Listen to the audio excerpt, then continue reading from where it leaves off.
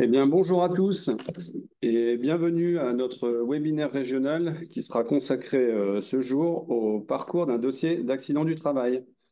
Alors, si vous avez encore des doutes sur la gestion de vos accidents, eh bien, aujourd'hui, on va essayer de répondre à toutes vos questions. Alors, avant de commencer, comme d'habitude pour les webinaires, on va faire une petite mise au point technique. Donc, sachez que votre micro et votre caméra ne sont pas activés. Donc normalement, tout fonctionne correctement au niveau du son et de l'image, mais si toutefois vous ne nous entendez pas, n'hésitez pas à nous le signaler via l'onglet Discussion. Alors au niveau du timing, ce webinaire va durer environ 45 minutes, avec une présentation d'une bonne trentaine de minutes, et les 15 dernières minutes seront consacrées aux différentes réponses à vos questions via la zone QR. Donc on insiste bien sur cette zone QR pour pouvoir identifier toutes les questions posées. Et bien sûr, on ne répondra qu'à des questions d'ordre général. Aucun cas particulier ne sera évoqué en direct. En ce qui concerne également les questions, je sais que certains d'entre vous en ont déjà posé au moment de l'inscription en utilisant le lien qu'on vous avait envoyé. Donc, j'ai recensé toutes les questions avec mes collègues et du coup, on a déjà préparé les réponses à ces questions. Donc, on vous enverra toutes ces réponses avec le support à l'issue de la présentation, hein, comme d'habitude. Donc, on essaiera effectivement de répondre au maximum à toutes vos interrogations au fil du webinaire, sous format de chat, comme je viens de le dire. Et si jamais certaines questions amenaient à devoir faire des recherches par rapport à certains points techniques, eh bien évidemment, on reviendrait vers vous a posteriori. Alors, au niveau des présentations, justement, on sera trois à animer ce webinaire aujourd'hui, donc deux animateurs et un modérateur. Donc, pour ma part, je suis Johan, qui suis le chargé de la relation entreprise à la CPAM de l'Édoué, et je suis aujourd'hui accompagné de mon collègue Xavier, Bonjour, bonjour à tous. qui est lui aussi chargé de la relation entreprise à la CPAM de l'Oise. Et De la Somme, pardon. de la Somme, pardon, excuse-moi. Johan. Et je suis accompagné également de Guillaume. Eh bien, bonjour à tous, je suis Guillaume, votre modérateur aujourd'hui pour ce webinaire. Et je suis également chargé de la relation entreprise, oui, c'est ça, chargé de la relation entreprise, pardon, à la CEPAM de l'île Douai. Donc, n'hésitez pas à poser vos questions dans la zone QR, comme Joanne l'a dit, et je ferai de mon mieux pour vous répondre. Bon webinaire à tous. Eh bien, merci Guillaume. Et sans plus attendre, nous allons passer au sommaire du jour qui est bien chargé. Alors, ça se décompose en 5 points. Donc, en premier lieu, nous allons voir le jour de l'accident. En second point, comment déclarer un accident du travail ou de trajet. En troisième point, l'instruction du dossier. En quatrième volet, nous verrons l'indemnisation en accident du travail. Et en cinquième point, on fera un focus sur le temps partiel thérapeutique, qui est un sujet qui revient beaucoup dans vos interrogations. Et enfin, on terminera par les réponses à vos questions.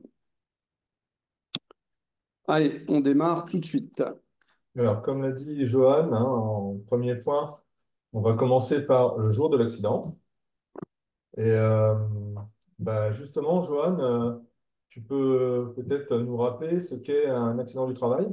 Alors oui, Xavier, en fait, l'accident du travail est défini précisément dans le Code de la sécurité sociale, hein, donc est considéré comme un accident du travail, quelle qu'en soit la cause, l'accident qui est survenu par le fait ou à l'occasion du travail à toute personne salariée ou qui travaille à quelque titre ou en quelque lieu que ce soit pour un ou plusieurs employeurs. D'accord. Et nous pouvons dire que l'accident du travail se caractérise par trois éléments majeurs et nécessaires. C'est bien ça, Johan? Oui, c'est bien ça, Xavier. Alors, il est caractérisé par un événement ou une série d'événements qui sont bien localisés dans l'espace et dans le temps, donc de manière précise. Donc ça, c'est ce qu'on appelle le fait accidentel. Cet accident doit être survenu par le fait ou à l'occasion du travail ou sous la subordination de l'employeur. Et il est caractérisé par une lésion comme conséquence de cet ou ces événements. Et surtout, fait très important, n'oublions pas que la présomption d'imputabilité joue en faveur de l'assuré. Et il revient à la caisse d'assurance maladie et à l'employeur de démontrer, le cas échéant, que l'accident a une origine totalement étrangère au travail ou que la victime n'était pas sous l'autorité de l'employeur. Alors maintenant, Xavier, est-ce que tu peux m'éclairer sur la notion de matérialité, s'il te plaît? Bien, Johan, la matérialité va recouvrir la réalité due ou d'effets accidentels. Autrement dit, il revient à l'assuré de démontrer l'existence d'un accident ainsi que sa date et son lieu de survenue. Et l'imputabilité au travail de l'accident, en fait, dès lors que l'accident est intervenu au temps et au lieu du travail, celui-ci est présumé d'origine professionnelle. C'est ce qu'on appelle la présomption d'imputabilité au travail. Ainsi, le lieu entre le travail et l'accident est présumé et bénéficie à la victime qui n'a pas de preuve à rapporter. Cette présomption ne peut être écartée que si la preuve est rapportée que l'accident a une cause totalement étrangère au travail, rompant le lieu de subordination avec l'employeur, preuve rapportée par la CPM. Alors, tu peux nous expliquer ce qu'est un accident de trajet, Johan? Alors oui, Xavier, donc après avoir vu du travail, on passe à l'accident de trajet. Eh bien donc, on considère comme accident de trajet l'accident qui est survenu au travailleur pendant le trajet d'aller ou de retour entre sa résidence et son lieu de travail, ou alors entre son lieu de travail et son lieu de restauration, donc ce lieu où il se rend habituellement pour la pause repas. Donc, à savoir que le salarié doit avoir fréquenté régulièrement ce lieu de restauration. Donc ça, c'est une fréquence qui est appréciée par les tribunaux en fonction de chaque cas, mais pas obligatoirement tous les jours. Donc le salarié doit prendre son repas, évidemment, pendant les heures de travail, donc pendant la pause déjeuner, par exemple. Ok. Et tu peux rapidement me rappeler la notion de parcours, Johan? Alors oui, en fait, aucun parcours n'est obligatoire pour se rendre sur son lieu de travail ou en revenir, hein, et le fait de modifier son itinéraire habituel n'a pas pour effet de priver automatiquement le salarié du bénéfice de la législation accident du travail, maladie professionnelle. Le trajet qu'on définit comme protégé n'est pas nécessairement le trajet le plus court, ni le trajet le plus rapide. Donc, euh, on attire aussi également votre attention sur le fait que ne sera pas reconnu en accident de trajet celui qui peut survenir à l'intérieur d'une boulangerie ou celui qui survient, par exemple, dans les escaliers qui mènent à une école où le salarié va déposer son enfant.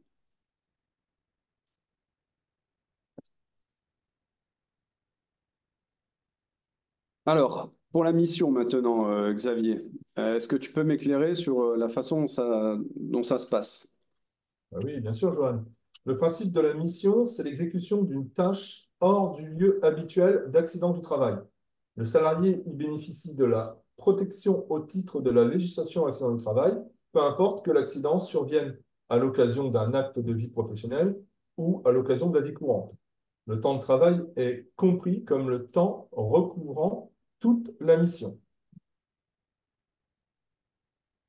Par contre, Johan, on me pose souvent la question concernant l'accident survenu dans le cadre du télétravail. On peut refaire un point là-dessus, s'il te plaît? Alors oui, vous avez probablement été confronté à cette nouvelle organisation qui a été mise en place pendant la crise sanitaire, hein. Donc du coup, ça a occasionné évidemment de nouveaux types d'accidents. Et donc là, on va revoir un peu ensemble les points clés. Alors, l'accident survenu en télétravail va concerner exclusivement le domicile dans la globalité, sauf s'il y a une mention contraire dans le contrat. Donc, exemple, la pause sur la terrasse. Le temps de travail va correspondre aux horaires de travail. Il n'y aura pas de prise en charge d'accident de trajet, sauf si le salarié prend habituellement son repas dans un lieu de restauration extérieur au domicile. Et bien sûr, si jamais il y a une panne informatique, eh bien, le télétravailleur devra se rendre dans son entreprise et dans ce cas-là, la notion d'accident de trajet pourra de nouveau être reconnue. Alors maintenant, on va passer aux différentes obligations, hein, que ce soit pour le salarié, l'employeur et pour nous, caisse primaire. On va commencer par les obligations du salarié. Est-ce que tu peux me les rappeler, Xavier? Eh bien, Johan, le salarié a l'obligation d'informer son employeur le jour de l'accident ou au plus tard le lendemain s'il ne peut pas le faire le jour même et de transmettre le certificat médical initial délivré par le médecin à sa CPN de rattachement. Et les obligations de l'employeur, Johan, quelles sont-elles? Alors en fait, l'employeur a également donc, les obligations, hein. Donc la première, c'est que dans les 48 heures après la connaissance de l'accident du travail ou de trajet, il doit effectuer sa déclaration, donc si possible par voie dématérialisée, donc par le biais du compte entreprise qui se trouve sur le portail Net Entreprise. Et ainsi, cette déclaration est transmise directement à la bonne caisse primaire de rattachement du salarié. Il doit également fournir la feuille de soins à son salarié. Et si jamais celui-ci a un arrêt de travail, eh bien, il doit transmettre l'attestation de salaire correspondante, soit par un signalement DSN événementiel, ou alors par Net Entreprise. Alors, on va terminer avec les obligations qui nous incombent, hein, côté caisse primaire. Est-ce que tu peux me les rappeler, Xavier? Oui, tout à fait, Johan. Alors, la CPM doit respecter les délais d'instruction, 30 jours si pas d'investigation et 90 jours si investigation. Si non-respect des délais, le sinistre n'est pas imputé au compte ATMP. Si elle lance les investigations, elle doit transmettre un questionnaire par le téléservice Questionnaire Risque Pro, QRP. Le questionnaire est destiné à l'employeur et à son salarié victime de l'accident. Et elle informe les parties tout au long de l'instruction du dossier par le biais d'un courrier postal. Alors, on a terminé avec les différentes obligations. On va passer maintenant à quelques chiffres pour vous aider à mieux comprendre les différents enjeux de cette branche accident du travail, maladie professionnelle. Donc, on va s'attarder sur quelques chiffres clés auxquels les caisses primaires et les employeurs doivent faire face. Oui, tout à fait, Johan. Alors, en 2022, avec la reprise de l'activité et la sortie de la crise sanitaire, on peut comparer avec la situation de 2019. Pourtant, on constate une légère diminution du nombre d'accidents du travail, stabilité sur les accidents de trajet. On a recensé 564 189 accidents du travail, c'est-à-dire moins 6,7%, et 89 483 accidents de trajet, avec plus 0,2% ici. Ainsi, en 2022, les accidents de trajet représentaient 13% des sinistres reconnus. Les accidents du travail surviennent majoritairement au sein des activités de la santé, du nettoyage et du travail temporaire, 29% des AT en 2022, de l'alimentation, 17%, du transport, 15%, et du BTP pour 14%. Au total, 72 millions de journées non travaillées en 2022 sont liées à des ATMP, soit l'équivalent de 300 000 emplois à temps plein. Alors, nous allons passer maintenant aux étapes clés pour bien déclarer un accident du travail ou de trajet. Alors, tu peux me dire, Johan, comment je fais pour me connecter au portail Net Entreprise et accéder au compte entreprise? Alors oui, bien sûr, Xavier. Alors en fait, lorsque vous accédez à la page d'accueil de Net Entreprise, vous allez indiquer vos identifiants avec mot de passe unique et obligatoire à chaque connexion. Donc on le rappelle, le portail Net Entreprise, c'est un portail sécurisé. Et une fois que vous êtes connecté, vous allez cliquer sur l'encart gris compte entreprise de votre menu afin d'aller déclarer un accident du travail ou de trajet. Donc, pour rappel, on vous suggère ici de bien utiliser ça, cet encart gris, car dans peu de temps, l'encart jaune que vous aviez l'habitude peut-être d'utiliser sur le tableau de bord va définitivement disparaître. Et on le rappelle, pour accéder aux déclarations datées, on choisit bien cette bulle. Et vous, si jamais vous ne l'avez pas, eh bien, il faudra vous faire habiliter par votre administrateur. Alors, voyons ensemble les 5 points clés pour que votre déclaration d'accident du travail soit réussie. Alors, d'abord, à la connaissance de l'accident, vous avez 48 heures pour effectuer la déclaration. Petite astuce pour préparer votre saisie, munissez-vous du numéro de sécurité sociale, le nom et adresse de la victime et des témoins. Préparez toutes les informations liées à l'événement. Ensuite, on va passer aux réserves. Évidemment, si vous avez des doutes sur l'accident, vous pouvez nous joindre un document sous format PDF avec des réserves motivées. Ce sera à l'étape 4 de votre déclaration. Nous ferons un focus un petit peu plus tard sur ce sujet. Alors, ensuite, les témoins. Donc là, indiquez les coordonnées de la première personne avisée ou des témoins. De même, indiquez à la CPAM s'il y a un tiers responsable. La caisse pourra ainsi se retourner contre lui. Cette démarche peut diminuer votre taux de cotisation à TNP. Alors, en quatrième point important, c'est la preuve d'envoi. C'est ce qui va constituer en fait votre accusé de dépôt qui va faire foi du bon envoi de votre déclaration dans les délais. Et ça a autant de valeur que l'accusé de réception que vous pouviez recevoir lorsque vous faisiez une déclaration au format papier. Et enfin, à l'issue de la déclaration d'action de travail, vous pouvez créer la feuille de soins qui sera pré-remplie pour la remettre à votre salarié.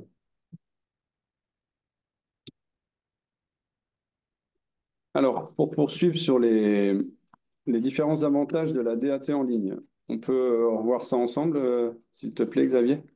Bien sûr, Johan. Alors, l'utilisation du portail Net Entreprise est un accès gratuit.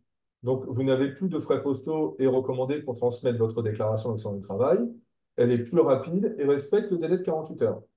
La feuille de soins va s'éditer de manière pré-remplie. Vous avez la possibilité de joindre des pièces complémentaires à la DAT, soit directement ou soit dans les 10 jours dans l'onglet des réserves. Et enfin, la déclaration d'action au travail vous délivre des accusés de dépôt et de réception. Et, pour information, votre DAT dématérialisée a la même valeur juridique qu'une DAT au format papier. Alors, donnons maintenant quelques conseils sur les termes constatés et connus. Tu peux nous en dire plus là-dessus, Johan? Oui, alors en fait, lorsque vous devez indiquer si l'accident a été constaté et connu, quelquefois il peut y avoir des confusions concernant ces différents termes. Alors pour rappel, le terme constaté, on doit cocher cette case lorsque l'employeur ou son préposé sont présents sur les lieux. Et en fait, un préposé, c'est juste un collègue de travail ou un supérieur hiérarchique. Et par contre, on dit que l'accident est connu lorsque le salarié, en fait, était seul au moment où est survenu l'accident. Alors, concernant le remplissage des circonstances détaillées de l'accident, Xavier, est-ce qu'on peut revoir ça ensemble, s'il te plaît? Bien sûr, Johan. Alors, sur la partie des circonstances détaillées de l'accident, qui, on le rappelle, est une étape obligatoire dans la complétude de la DAT, dans activité de la victime lors de l'accident, j'indique ce que faisait la victime lors de l'accident. Il montait un échafaudage, accomplissait telle ou telle activité. Dans nature de l'accident, je précise comment est survenu l'accident. En chutant, a reçu un objet, s'est coupé. Et dans objet dont le contact a blessé la victime, j'indique ce qui a causé la blessure, c'est-à-dire une machine, un véhicule, un meuble. Si aucun objet n'est en cause, j'écris néant. Alors, voyons également l'importance de la feuille de soin. Tu peux m'en dire plus, Johan? Alors en fait, Xavier, important de rappeler que pour bénéficier de la prise en charge de ces soins sans avoir à faire l'avance des frais, le salarié doit présenter à chaque consultation chez un professionnel de santé le formulaire que vous voyez à l'écran, là, la fameuse feuille bleue avec les différentes cases. Donc à l'issue de la déclaration d'accident du travail, vous pourrez créer la feuille de soins qui sera pré-remplie grâce aux informations que vous aurez saisies au fur et à mesure. Donc la feuille de soins, vous pouvez également la retrouver sur le portail Amélie, là. Donc on vous mettra le lien au moment de l'envoi du support, au cas où vous n'arriveriez pas à l'éditer.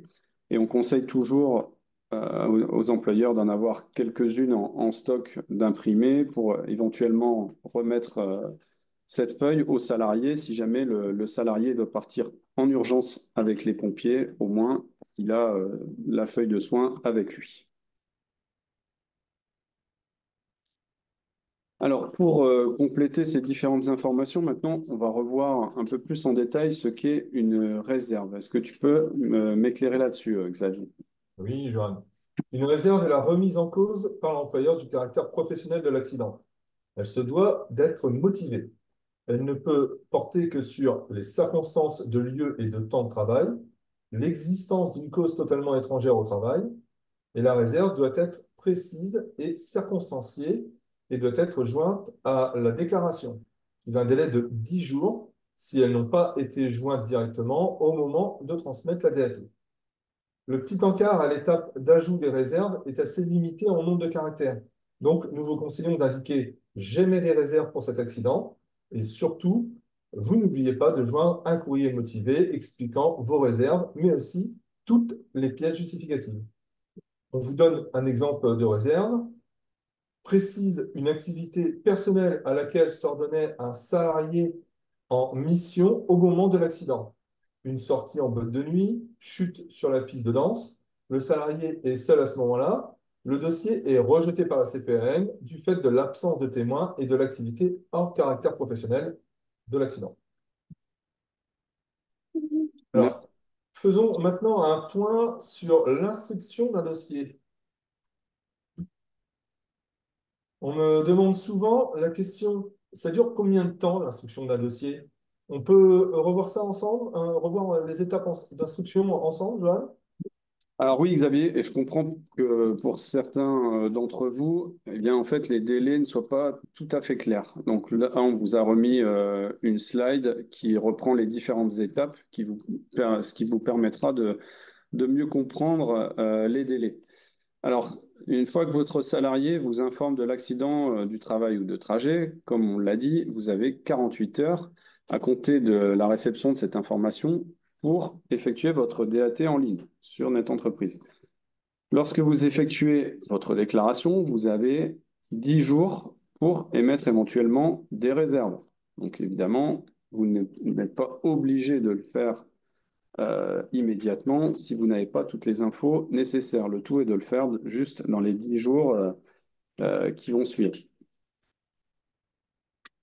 Excusez-moi. Ces réserves vont enclencher une investigation et l'investigation va se faire par l'outil questionnaire risque professionnel en ligne, donc où l'assuré, l'employeur, éventuellement les témoins vont pouvoir répondre au questionnaire en ligne. Et ça, nous le reverrons un peu plus tard en détail. Et par contre, s'il n'y a pas d'investigation, donc alors l'étude se fera pour prise en charge ou rejet du dossier sous 30 jours.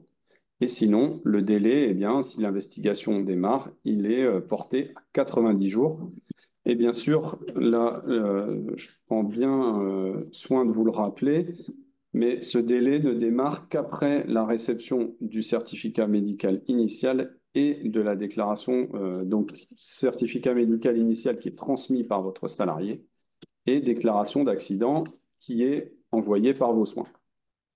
Donc, ne vous inquiétez pas quelquefois si vous avez l'impression que ça ne bouge pas. Après l'envoi de votre déclaration, c'est peut-être que votre salarié ne nous a pas transmis encore son certificat médical initial.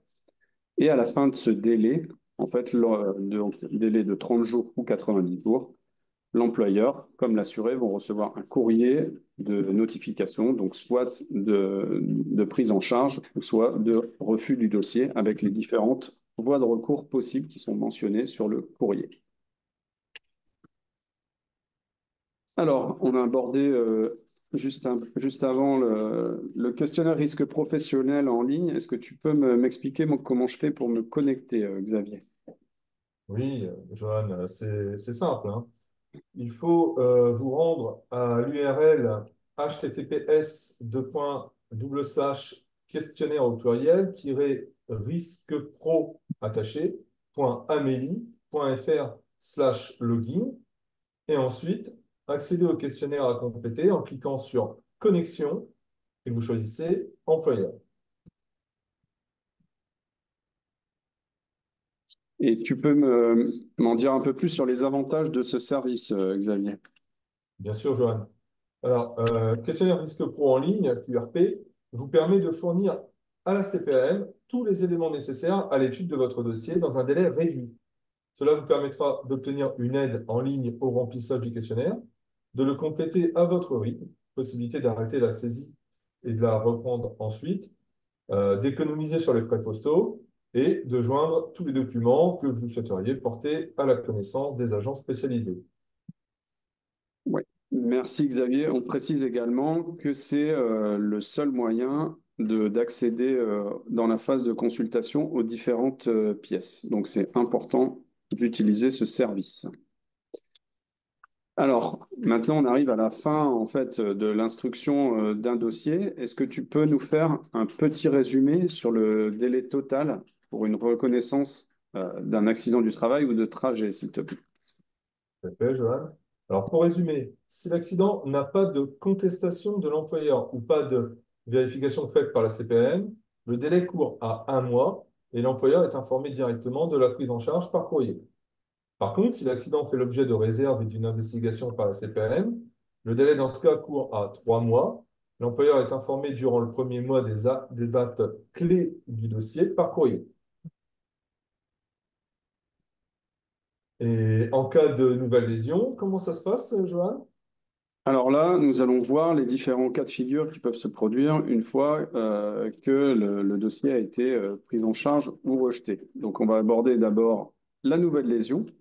Eh bien, en fait, Xavier, après réception d'un certificat médical de nouvelle lésion et après avis du médecin conseil, la caisse primaire va notifier au salarié l'accord ou le refus de prise en charge de la lésion nouvelle au titre de l'accident du travail. En tant qu'employeur, vous êtes informé de l'ouverture de cette procédure par l'envoi du certificat et vous pouvez formuler également des réserves à l'attention du médecin conseil dans un délai de 10 jours. Ensuite, le médecin conseil, au vu du dossier médical de l'assuré, va valider ou non en fait, le lien entre cette nouvelle lésion et l'accident du travail initial. Et pareil, que pour la prise en charge de l'accident, la caisse primaire va notifier ensuite le rejet ou la prise en charge de cette nouvelle lésion avec les voies de recours correspondantes. Sachez simplement que la caisse primaire va disposer de 60 jours pour établir ce lien entre la nouvelle lésion et c'est pareil, 60 jours aussi pour la rechute et l'accident initial, donc à compter de la réception du certificat médical qui en fait état. Alors, autre cas de figure, maintenant, après la nouvelle lésion, la rechute. Est-ce que tu peux m'expliquer comment ça se passe, Xavier? Bien, Johan, après la guérison ou la consolidation, une rechute peut nécessiter un traitement médical et éventuellement un arrêt de travail. Cette rechute suppose un fait nouveau, c'est-à-dire que c'est soit une aggravation de la lésion initiale, soit l'apparition d'une nouvelle lésion résultant de l'accident du travail. On rappelle qu'elle ne peut intervenir qu'après une guérison ou une consolidation et qu'à l'issue de la période de rechute, le médecin établit un nouveau certificat médical final fixant une nouvelle date de guérison ou de consolidation. Un AT peut ainsi engendrer plusieurs rechutes et l'employeur va recevoir un courrier d'information. Alors, à quoi sert le certificat médical final, Johan? Alors, en fait, le certificat médical final, c'est le document qui, en quelque sorte, vient clore un accident du travail à l'issue d'une période de soins, éventuellement d'arrêt. Le médecin traitant va établir un certificat médical final qui va fixer et indiquer les conséquences de l'accident. Donc, ça peut être soit un certificat final de guérison, le médecin considère qu'il n'y a pas de séquelles et derrière, le médecin conseil peut valider ou non ce certificat médical final. Ça peut être également un certificat final de consolidation. Donc, c'est une proposition qui est faite par médecin traitant et qui est validée par médecin conseil, ou alors cette consolidation est fixée directement par médecin conseil.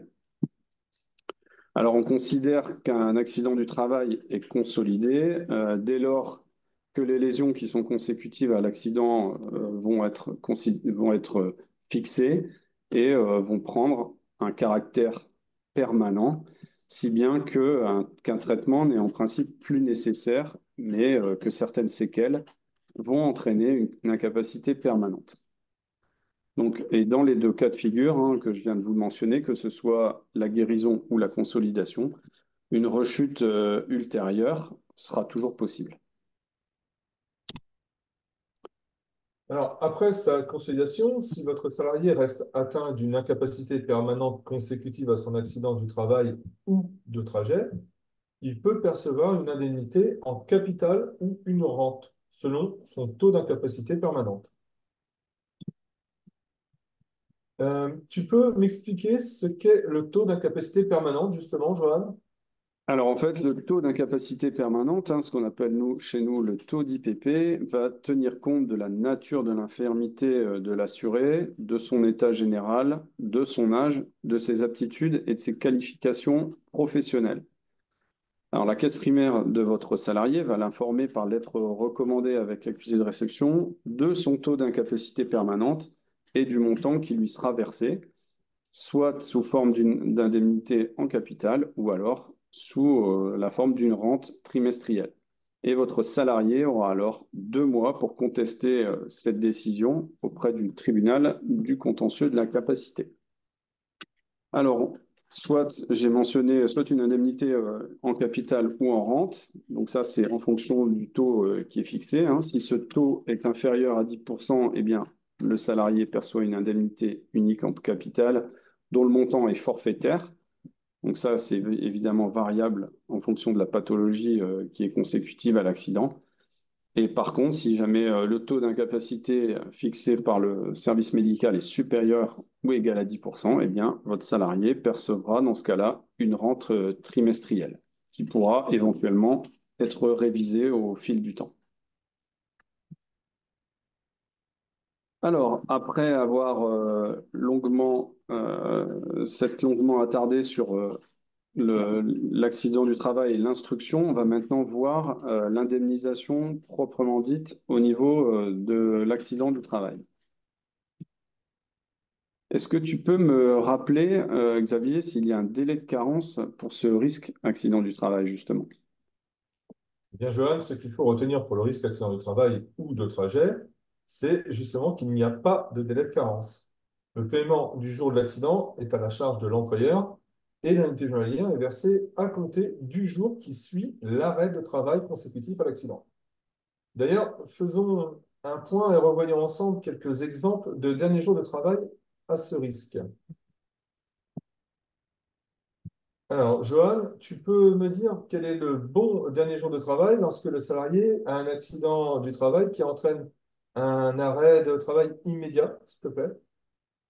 Alors, le salarié nous fournit un certificat médical qui est daté du jour de l'accident, soit ici, dans l'exemple concerné, le 12 juin. Donc, dans ce cas, le dernier jour de travail sera le 12 juin. Et lorsque l'arrêt est postérieur à l'accident du travail, Alors, dans cet exemple, on a un accident du travail qui se produit le 12 juin. Le salarié est apte à continuer à travailler les 12 et 13, mais va nous présenter un certificat médical à compter du 14. Donc, dans ce cas-là, le bon dernier jour de travail sera le 13 juin. et pour un accident de trajet, ça se passe comment? Eh bien, le salarié a un accident de trajet en allant travailler le 12 juin. Donc, le dernier jour de travail sera dans ce cas le 12 juin. Alors maintenant, on va faire un petit point sur le certificat médical, hein, et sur le volet arrêt de travail. Est-ce que tu peux m'indiquer ce que doivent compléter comme document les médecins lorsqu'ils prescrivent un arrêt pour AT, s'il te plaît, Xavier? Oui, bien sûr, Johan. Eh bien, comme vous le savez, l'avis d'arrêt de travail a été modifié et il est disponible pour les médecins via leur portail Amélie Pro ou au format papier. Vous pouvez voir à l'écran votre volet 3, hein, le volet employeur. D'ailleurs, on le rappelle que ce volet 3 n'est pas recevable par nos services. On attend bien le volet 1 destiné au service médical et le volet 2 au service administratif de la CPRM. Alors, nous avons zoomé sur la slide, hein, nous avons zoomé la partie sans rapport ou en rapport avec un accident de travail, maladie professionnelle, avec la date ATMP que le médecin doit indiquer. Ouais, très important, cette date, si jamais elle ne figure pas, même si c'est coché en rapport, eh bien, nous ne pourrons pas, le certificat ne sera pas recevable et il sera retourné à votre salarié. Alors, tu peux m'expliquer d'ailleurs les formulaires du coup qui ont fusionné, s'il te plaît, Xavier. Eh bien, l'avis d'arrêt de travail, le certificat médical de prolongation ATMP et le certificat initial ATMP établi par les professionnels de santé fusionnent pour pour leur partie arrêt de travail. Alors, dans quel objectif, Xavier? En fait, cette fusion rend plus lisibles les démarches des salariés et la gestion des arrêts pour les employeurs. Elle simplifie aussi la prescription des arrêts de travail par les professionnels de santé. Et pour les employeurs, ça représente quoi comme changement en cas d'arrêt de travail ou de prolongation? Eh bien, que ce soit pour le risque maladie, maternité, paternité ou accident du travail ou maladie professionnelle, un seul CERFA pour chacun de ces cas et dans le formulaire, une seule case à cocher. Donc, c'est beaucoup plus simple. Alors, tu peux me faire un point sur l'indemnité journalière au risque accident du travail maintenant, s'il te plaît, Joanne? Alors oui, Xavier. En fait, si l'accident du travail ou de trajet est reconnu, donc le montant de l'indemnité journalière il est égal à 60% du salaire brut pour les 28 premiers jours d'arrêt de travail. Donc, à titre indicatif, ce plafond était au 1er janvier 2024 de 232,03 euros par jour. Et à partir du 20e jour d'indemnisation, 29e jour, pardon, ce montant va passer à 80% du salaire brut, ce qui va s'approcher en fait du salaire net, avec un plafond qui était, lui, pour cette indemnité majorée, fixé à 309,37 € par jour. Alors maintenant, on va revoir un peu ce que doit faire l'employeur à la réception d'un arrêt de travail. Tu peux m'éclairer là-dessus, Xavier? Oui, Johan. Alors, dès réception d'un arrêt de travail, l'employeur doit établir une attestation de salaire au risque accident du travail par un signalement d'arrêt en DSN sur le logiciel de paie si votre historique de DSN mensuel est de 12 mois, surtout. Sinon, via le portail Net Entreprise. Après l'envoi de votre signalement d'arrêt, il est important de bien contrôler les comptes rendus métiers et le tableau de bord directement depuis votre logiciel ou via le service DSN Régime Générale de votre portail Net Entreprise. Et pour la partie saisie, étape par étape de Net Entreprise, Johan, que dois-je indiquer pour les salaires de référence? Alors, concernant la saisie de l'attestation de salaire sur Net Entreprise, il faut bien indiquer le montant brut perçu.